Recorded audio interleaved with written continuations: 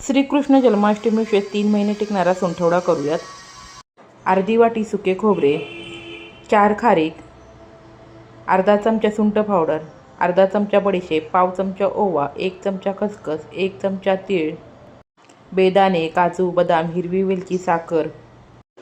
बेदाणे आणि साखर सोडून बाकीचे सर्व जिन्नस आपण मंद गॅसवरती हलकेसे भाजून घेणार आहोत।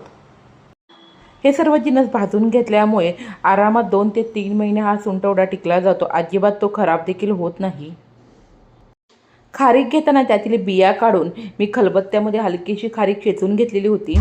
आता सर्व जिन्नस भाजून झाल्यानंतर सुरुवातीला आपण भाजलेले खोबरे मिक्सरमध्ये घालून हलकंसं फिरवून घेऊयात।